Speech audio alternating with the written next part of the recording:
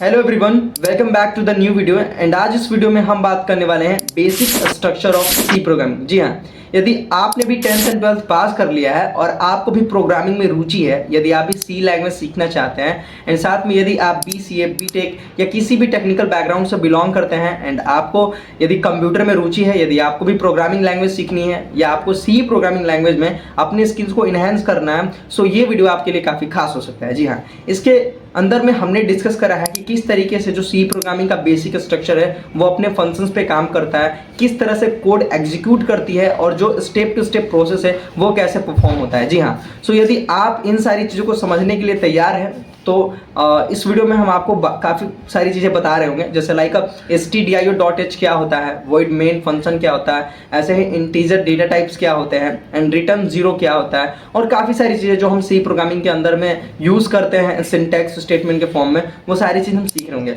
But उससे पहले यदि आप हमारे चैनल पर नए हैं तो चैनल को सब्सक्राइब जरूर कर लें। एंड अभी तक आपने हमारा पहला एपिसोड नहीं देखा है इंट्रोडक्शन ऑफ सी प्रोग्रामिंग, तो यहाँ पर रहा वीडियो का लिंक, आप जाके इसे देख सकते हैं। तो चलिए वीडियो को स्टार्ट करते हैं बिना किसी देरी। वीडियो स्टार्ट करने से मैं पहले आपको बता दूं, इस वीडियो के अंदर में हम थ्योरेटिकली एंड प्रैक्टिकली दोनों तरीके से basic structure of C programming को समझ रहे होंगे।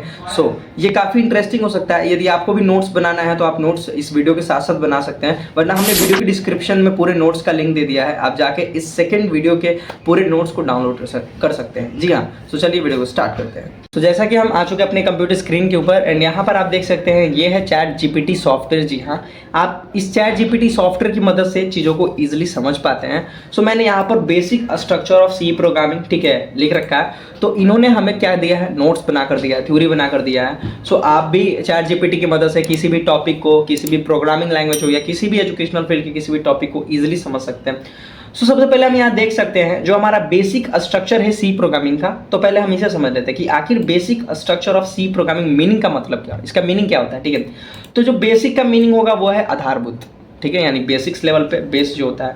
और स्ट्रक्चर की बात करें यानी बनावट और सी प्रोग्रामिंग, ठीक है। तो सी प्रोग्रामिंग का जो बेसिक्स बनावट है, जो स्ट्रक्चर होता है आधारभूत, वो कैसा होता है, तो हम आमतौर पे देख सकते हैं यहाँ पे एक फुल एग्जाम्पल दिया गया है, फुल एग्जाम्पल कोड। ये पूरा जो है सी प्रोग्रामिंग का स्ट्रक्चर है, जिसके अंदर में hatch include stdio.h int main और एक हमारा ये फंक्शन स्टेटमेंट है और फिर यहाँ पे रिटर्न जीरो है, ठीक है, और उसके बाद कर्ली ब्रेसेस को ओपन एंड क्लोज करा गया, ठीक है। तो ये पूरा जो आपको ये फुल कोड का एग्जांपल दिख रहा है, ये स्ट्रक्चर है, बेसिक स्ट्रक्चर है सी प्रोग्रामिंग का। तो इसी में हमें समझना है कि आखिर ये क्या है और कैसे काम करते हैं, ठीक है।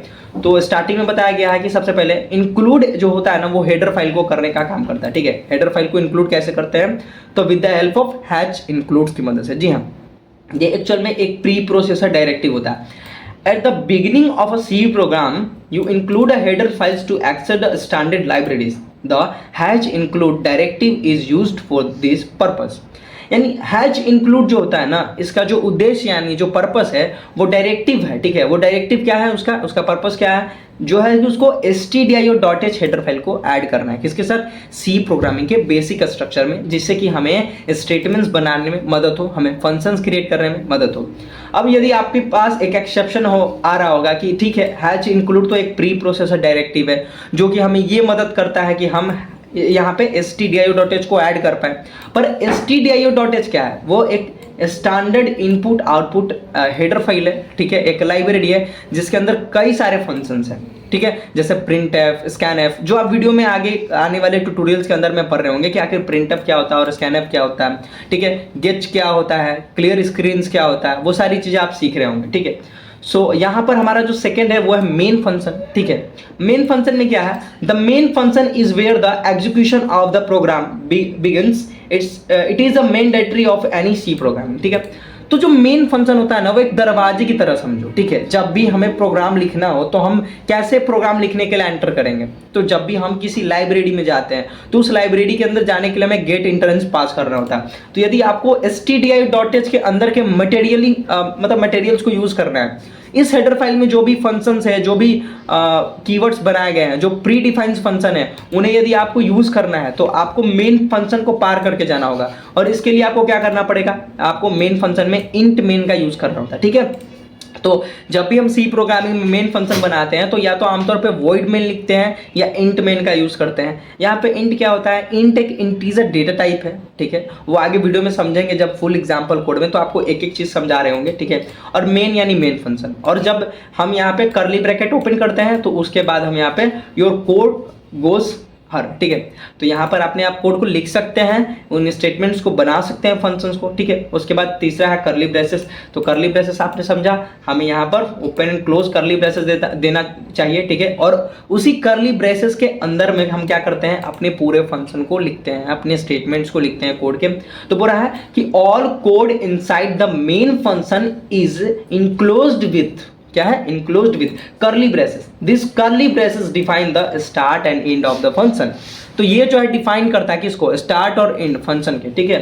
उसके बाद है हमारा फोर्थ यानी स्टेटमेंट्स। स्टेटमेंट्स के अंदर में हम देख सकते हैं the body of the main function consist of one more statements, etch statements and with a, ठीक है, सेमीकोलंस।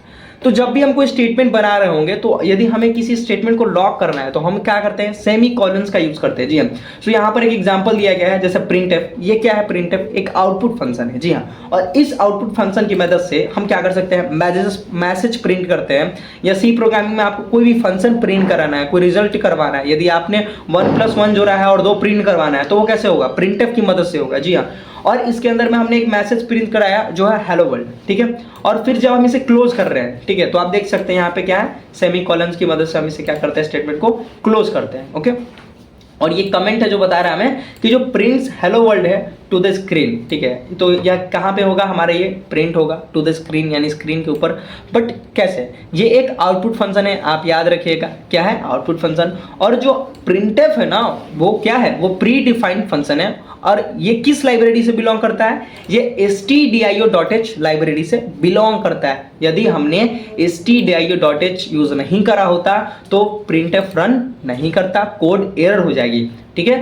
पांचवा बात करें रिटर्न स्टेटमेंट क्या होता है, तो the return 0 statement marks the end of the main function and signals the program successful compilation, ठीक है, ठीक है। तो इसमें देखो क्या है, रिटर्न स्टेटमेंट मैं समझाता हूँ इजीली तरीके से, ठीक है। जब भी आप रिटर्न 0 यूज करते हैं अपने कोड में, ठीक है, तो बेसिकली आपने पूरा कोड लिख लिया, ठीक है। तो जब हमने अपने फंक्शन को स्टार्ट करा था तो हमने इंट लिखा था, तो इंट का मतलब इंटीजर हुआ, यानी कोई वैल्यू जरूर होगी, ठीक है। तो जब वैल्यू होती है तो वैल्यू को रिटर्न कराना होता है आउटपुट स्क्रीन पे। तो उसी के लिए हम क्या करते हैं, रिटर्न स्टेटमेंट का यूज करते हैं। जब हमें किसी भी कोड में कोई वैल्यू यूज रिटर्न करानी हो तो ये रिटर्न कराने में हमें मदद करता है। हम जब फुल एग्जाम्पल कोड की बात करते हैं, ठीक है, तो हमने देखा एक पूरा सी प्रोग्रामिंग का ये बेसिक स्ट्रक्चर है जो आप स्क्रीन पे देख पा रहे हैं। तो इसमें दिया हुआ है हैच इंक्लूड stdio.h, ठीक है। उसके बाद ये इंट मेन और प्रिंटफ और हेलो वर्ल्ड और एंड उसके बाद दिया हुआ है रिटर्न 0, जी हाँ।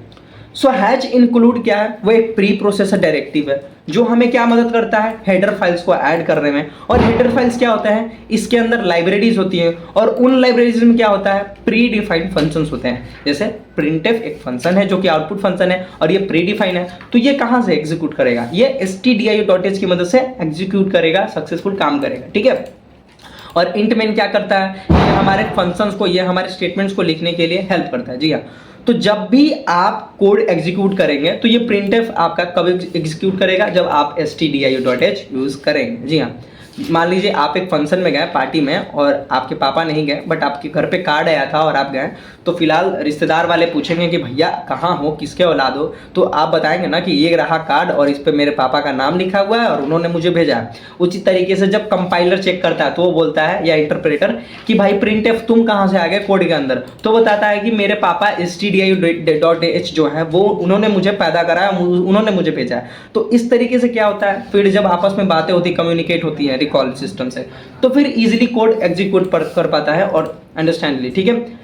फिर यदि हम पूरे इस समरी की एक्सप्लेनेशन देखें तो आपको यहाँ पे दिया गया है हैच इंक्लूड stdio.h जो है loads of the standard input output library allowing the use of print. देखो जैसा मैंने तुमको बताया था स्टार्टिंग में वैसा यहाँ पे भी है, ठीक है, कि ये आउटपुट और इनपुट लाइब्रेरी है, इसमें output input functions pre define है, जैसे कि एग्जांपल में प्रिंटफ, ठीक है। उसके बाद तुम देख सकते हो इंटमेन एक फंक्शन है, ठीक है। तो ये क्या है, the starting point of the program. बिना इंटमेन लिखे हम प्रोग्राम स्टार्ट नहीं कर सकते हैं। तो ये जो आपको कोड दिख रही है, ये कोड कंपलसरी है, इसे आपको कोड में लिखना पड़ेगा।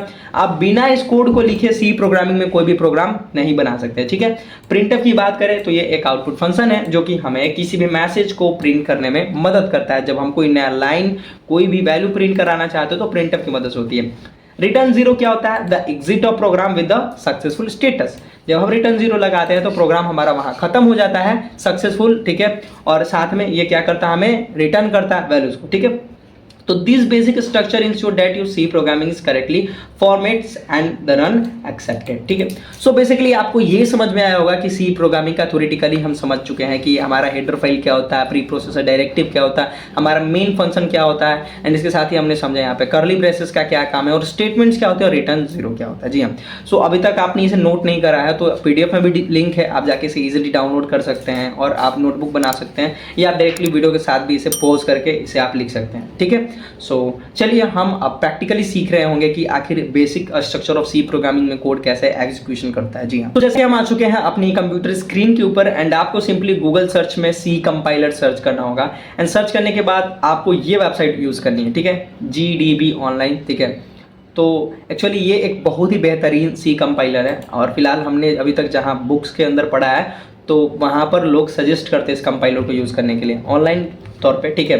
ये काफ़ी एडवांस है और यहाँ पे काफ़ी सारी चीज़ें आपको हेल्प मिलती हैं। सो पहले से देख सकते हैं आप, जब भी हमने इस वेबसाइट को ओपन करा तो यहाँ पे कुछ दिया हुआ है, ठीक है। क्या दिया हुआ है कि online C compiler code compile run and debug C programming online, write your code in this editor and press run button to compile and execute it, ठीक है। सो हमें यहाँ पे रन बटन पे क्लिक करने के बाद हमारा जो कोड है एग्जीक्यूट करता है, ठीक है। और फिर यहाँ पर कुछ कोड की एग्जांपल है जैसे कि hatch include stdio.h int main printf hello world return 0। अब जैसा कि हमारे चैट जीपीटी ने ये कोड दिया था सेम टू सेम ये कोड हमें इस कंपाइलर ने दिया है। क्यों? क्योंकि यही तो बेसिक स्ट्रक्चर है, इसी के अंदर में तो हम लिखते हैं कोड, ठीक है। आपको समझ में आ जाना चाहिए कि फिलहाल जब भी आप सी प्रोग्रामिंग कोई भी प्रोग्राम बनाने जा रहे हैं तो आपको ये सारी चीजें लिखनी कंपलसरी है। आपने यदि इसमें से कुछ भी छोड़ा तो फिर आपका कोड रन नहीं करेगा, क्योंकि सी प्रोग्रामिंग एक केस सेंसिटिव और लैंग्वेज है एंड साथ में एक प्रोसीजरल लैंग्वेज है जिसमें हमें चीज़ों को सही तरीके से फॉलो करना होता है, वरना हमें एरर्स का सामना करना होगा, ठीक है। तो जिससे कि आपकी सारी मेहनत शायद बेकार हो सकती है। तो हम इसे इरेज कर लेते हैं, ठीक है। एंड सबसे पहले हम यहाँ पर टाइप कर लेंगे हैच इंक्लूड stdio.h एंड उसके बाद हम इंट मेन एंड इसके बाद हमें कर्ली ब्रेसेस ऑन करना है एंड क्लोज करना है। और उसके अंदर में फॉर एग्जांपल हम लेके चलते हैं प्रिंटफ का ही, ठीक है, प्रिंटफ। एंड इसके अंदर यदि हम लिख दें, ठीक है, कि my name is mister Maheshwar Kumar, ठीक है। मैंने एक पैराग्राफ लिया, my name is Maheshwar Kumar, ठीक है। और हमने जैसा पढ़ा था कि जब भी हम कोई फंक्शन बनाते हैं, जैसे कि आप यहाँ पे देख सकते हैं, आप जब भी कोई फंक्शन बनाएंगे तो आपको यहाँ पे देखिए स्टेटमेंट्स, ठीक है। जब भी आप फंक्शन बनाते हैं तो आपको सेमी कॉलन से क्या करना होता है, इंड करना होता है स्टेटमेंट को। तो हमें यहाँ पर एक सेमी कॉलन देना होगा, ठीक है। जैसे हम यहाँ पे सेमी कॉलन दे दिया मैंने, और उसके बाद हमें रिटर्न जीरो को, जैसा मैंने आपको बताया था, जब भी हम प्रोग्राम बना लेते हैं उसे इंड करना होता है तो हमें रिटर्न जीरो लिखना होता है, जिससे हमें वैल्यू रिटर्न होती है, ठीक है। अब हम यहाँ जब रन करेंगे तो हमें देख सकते हैं यहाँ पर हमारा जो आउटपुट स्क्रीन है कंपाइलर का वो क्या बना है कि my name is mister Maheshwar Kumar. तो ये एक मैसेज आ गया। तो यहाँ काम कैसे हो रहा है, चलो मैं एक समय के लिए stdio.h को मिटा देता हूँ, ठीक है। मैं इसे मिटा देता हूँ और तब मैं रन करता हूँ। क्या रन करता है, नो एरर आ गया, ठीक है। एरर में क्या बोल रहा है कि मैं जो हैच इंक्लूड है ना वहाँ फंक्शन इन मेन फंक्शन, ठीक है, प्रिंटफ, यहाँ पे प्रिंटफ, ठीक है। सो हैच इंक्लूड stdio.h, ठीक है। ये क्या बोल रहा है कि provide a declaration of printf, यानी हमें वो डिक्लेरेशन पोजीशन दो, वो पाथ दो कि आखिर हम प्रिंटफ को प्रिंट कैसे करेंगे, हमें कैसे पता चलेगा कि आखिर प्रिंटफ का काम क्या है और वो क्या करना चाहता है। तो जो एक्चुअली में जो सी कंपाइलर के जो निर्माता थे, ठीक है, तो उन्होंने क्या करा था, उन्होंने stdio.h जो हेडर फाइल को बनाया था उसमें काफ़ी सारे आउटपुट और इनपुट प्री डिफाइंड फंक्शन पहले से थे और उसकी मदद से ही हम क्या कर पाते हैं, अपने फंक्शंस को प्रिंट करा पाते स्क्रीन पे, ठीक है। तो हमें यहाँ पे stdio.h लगाना क्या है, कंपलसरी है। अब अपने माइंड में से ये सवाल निकाल दो, क्यों है, कैसे है, क्या है, ठीक है। इतना ज़्यादा ओवर थिंकिंग नहीं करना है, बस सिंपली इतना समझ जाना है कि यहाँ पर ये एक बॉयलर प्लेट है, बॉयलर प्लेट बोलते हैं इसको, ठीक है। इसे आपको हमेशा लिखना होगा, ये कंपलसरी है। इसे कहीं दिमाग में डाल लो, रट लो, जैसे भी करना है, जो भी करना है। हाँ, पर इसके अंदर जब हम कर्ली ब्रेसेस के अंदर में जो प्रोग्राम बनाते हैं उसे नहीं रटना है, उसे समझ कर लिखना है उस फंक्शंस को, ठीक है। तो ये मैथ की तरह ही कॉम्प्लेक्स है बट ईजी है, क्योंकि जब आप सीखने की कोशिश करते हैं तो हर एक चीज़ ईजी हो जाती है। चलिए हम एक दूसरा स्टेटमेंट प्रिंट करके देखते हैं, ठीक है। जब हम printf लिखेंगे, ठीक है, और इस printf में हम प्रिंट कराएंगे, ठीक है, अनुमा, ठीक है, अनुमा प्रिंट कर रहे हैं, ठीक है। सो जैसे मैंने यहाँ पर रन बटन क्लिक करा तो आप देख सकते हैं कि कुछ एरर आ रहा है, ठीक है। जैसे एरर क्या आ रहा है, एरर देखो यहाँ पे कुछ क्या एरर आ रहा है, देखो ज़रा सा, बोला एरर एक्सेप्टेड क्या है, छूट रहा है हमारा सेमीकोलन, क्या सेमीकोलन, जी हाँ। सो मैंने जानबूझकर यहाँ पर सेमीकोलन नहीं दिया printf में, ये आपको बताने के लिए कि आप जब भी यदि सेमीकोलन छोड़ते हैं तो एक एरर आएगा आपको। तो फिर मैंने यहाँ पे सेमीकोलन लगाकर जब हमने इसे रन करा तो यहाँ पे ये कोड सक्सेसफुल एग्जीक्यूट हो गया, जी हाँ। तो आपको समझ में आया कैसे ये सारी केस सेंसिटिव लैंग्वेज है और कैसे ये काम करती है। तो हर चीज़ का बहुत ही बारीकी से ध्यान देना होगा, ठीक है। और बेसिक स्ट्रक्चर के अंदर में ये चीज़ लिखना आपको कंपलसरी है, क्या, हैच इंक्लूड stdio.h, जो कि एक क्या है, ये एक लाइब्रेरी है, ठीक है।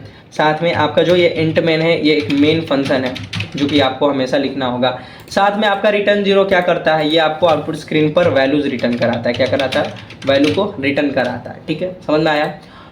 आपने एक चीज़ नोटिस करा होगा कि ये मिस्टर महेश्वर कुमार और अनुमा एक ही लाइन में है। यदि मुझे इसे सेकेंड लाइन में फॉरवर्ड करना हो तो सिंपली कुछ नहीं करना है, ये आगे की चीज़ है, पर मैं आपको बताता हूँ। कोड को और अरेंज करने के लिए आपको ये स्लैश देना होगा, अरेंज।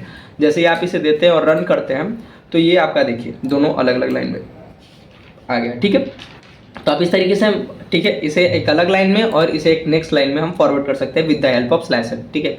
तो जो हमारा स्लैश एन है वो ऐसे ही मदद करता है। और बात करें कमेंट्स की, तो कमेंट्स इसलिए यूज़ होते हैं सी प्रोग्रामिंग में कि आप चीज़ों को ये मतलब सिंक कर सके, मतलब सिग्नल दे सके कि ये आखिर जो स्टेटमेंट है, कोड है, आखिर किस लिए यूज़ हुआ है। जैसे यदि हम printf लिख दें तो बोलेंगे कि दिस इज़, ठीक है, आउटपुट फंक्शन, ठीक है, इट इज़ यूज फॉर, ठीक है, print any value and message, ठीक है। सो जो printf है वो एक क्या है, आउटपुट फंक्शन है। इसका क्या उपयोग है, ये किसी वैल्यू और मैसेज को प्रिंट करने का काम करता है, ठीक है। तो फाइनली मुझे उम्मीद है कि आपको basic structure of C programming समझ में आया होगा कि कैसे ये कोड काम करता है। एंड आने वाले नेक्स्ट एपिसोड में हम कुछ प्रोग्राम्स बनाकर देख रहे होंगे इनके अंदर में कि कैसे हम वैल्यूज़ को ऐड कर सकते हैं, ठीक है, और काफ़ी सारी चीज़ें। सो यदि आपको ये वीडियो पसंद आया हो तो हमारे चैनल को अभी सब्सक्राइब करना ना भूलें। एंड साथ में इस वीडियो को ज़्यादा से ज़्यादा आप शेयर करें। यदि आपके फ्रेंड्स भी कोडिंग में इंटरेस्ट रखते हैं तो उन्हें भी ये वीडियो आप ज़रूर बताएं, ठीक है।